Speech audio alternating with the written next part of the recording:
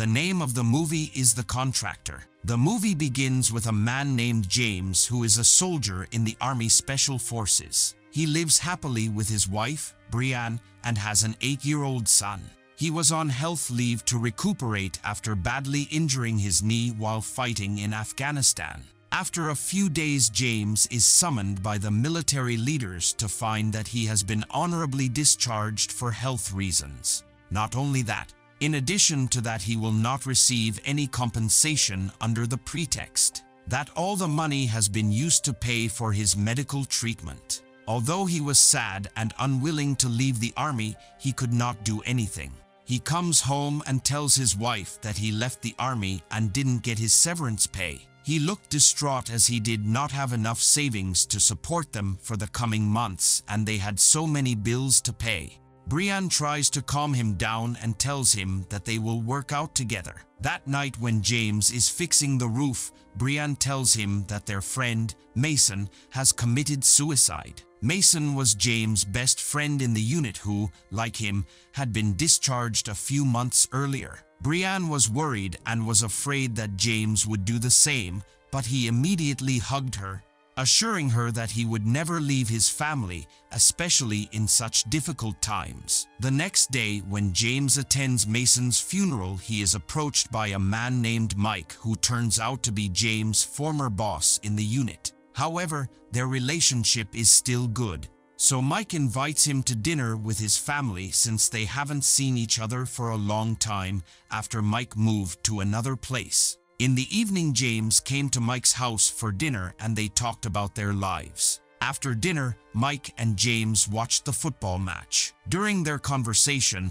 Mike told him that he works in a private company with a high salary. When James heard this, he asked him for help so that it would be easier for him to join the company, because so far he has not been able to find a job. In addition to that, he has been told to expedite paying bills and household expenses. The next day, Mike brings James and introduces him to the head of the organization he was working for, Rusty, and he agrees to hire James. Rusty tells him that most of the tasks in this job are dangerous and involve very high risks. But with his current financial situation, James had no choice but to take the job and accept all the possible risks. Through the conversation between them, it became clear that Rusty was a member of the army like James, but he decided to leave and build his own company, adding that all tasks in his company received permission and direct support from the government, so that James would not have to worry about being arrested while carrying out the task.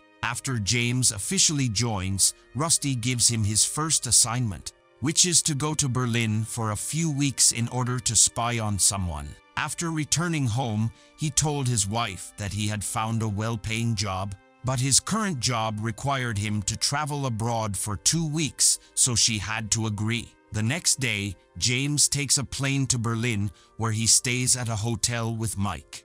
An hour after he arrived at the hotel, a woman named Kelly entered his room and introduced herself as one of Rusty's operatives. She orders James to spy on a biological scientist named Salem who was known to collaborate with terrorist organizations to develop biological weapons. In the evening, after preparing the necessary equipment, James immediately went to do his first task, documenting all of Salem's activities in the house and in the laboratory where Salem conducts all his research. After tracking the movements of Salem and collecting all the necessary information for days, James receives a message from Kelly telling him to return to headquarters. After arriving at the headquarters, he meets Mike and Kelly and another colleague named Bobby. James explains that Salem is developing a highly dangerous biological weapon to sell to major terrorist groups. Their mission was to kill Salem and steal all the bioweapon-related data from the lab. The lab had a security system connected to a nearby police station, so they have to be careful. And as an alternative plan, in case the police attack them, they can run into the forest and cross the tunnel in the river. That night, they prepared all the equipment and weapons they needed before they left together. After their arrival, James and the team begin to sneak around and kill the guards one by one, until they manage to break into the laboratory building. After examining the rooms, they found Salem and immediately threatened him to hand over all his research data. Then Mike orders Bobby to transfer all the data to their computers while James is tasked with killing Salem. Upon hearing this, Salem begged James not to kill him because he is just a scientist trying to save the lives of millions of people through his research. He also asks James to help secure a copy of his research data, which is in a bank vault that can only be opened by his wife. However, James did not believe what Salem said. He killed him instantly with a lethal chemical injection. After confirming Salem's death, James sets fire to the laboratory in such a way that the police think that he has died in an accident. But when they are about to leave, police cars surround them, so it was inevitable that the police exchanged fire with them. Unfortunately, Kelly and Bobby are dead. Mike was shot in the leg. Even though it was getting worse, James immediately picked up Mike and took him into the woods so he could hide in the tunnel.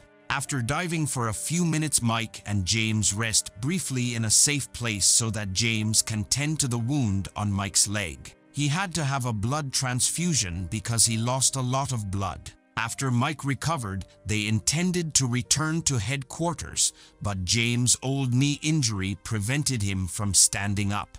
So he advised Mike to go ahead and hand the data over to Rusty while he would follow after his leg recovered. For the success of the mission, Mike had no choice but to leave James and return to Rusty to deliver the data.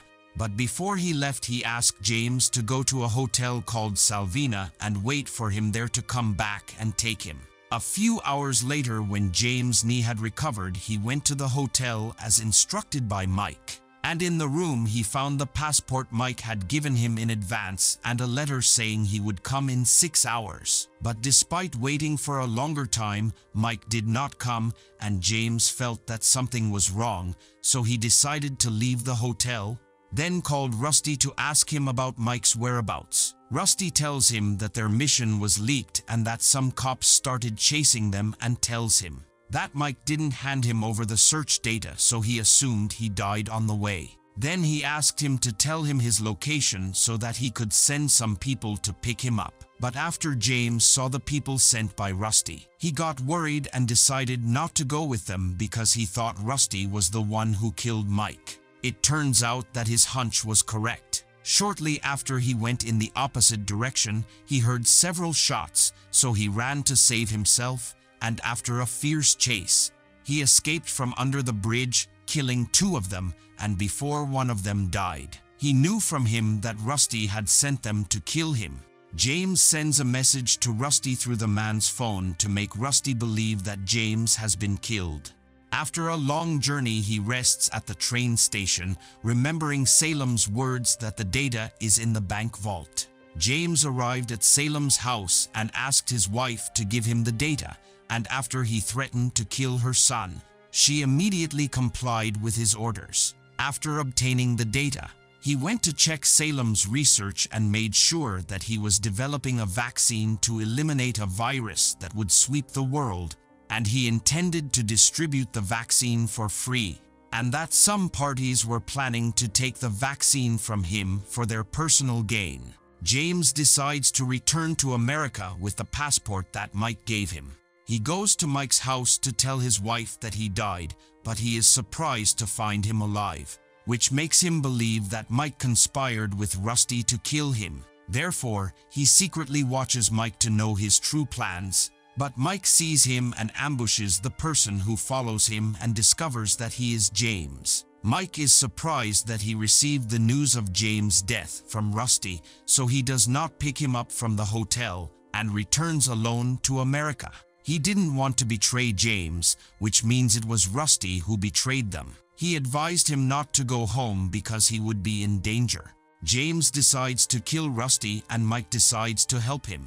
Mike pretends to want to see Rusty while James sneaks into his house. They start shooting everyone, and after they kill Rusty's men, Mike and Rusty shoot each other and James arrives and shoots Rusty. James rushed to take Mike to the hospital, but he died on the way. James burns Mike's car and returns to his family. He intended to leave America to start a new life. This movie was produced in the year 2022. Here the movie ends. Thank you for watching.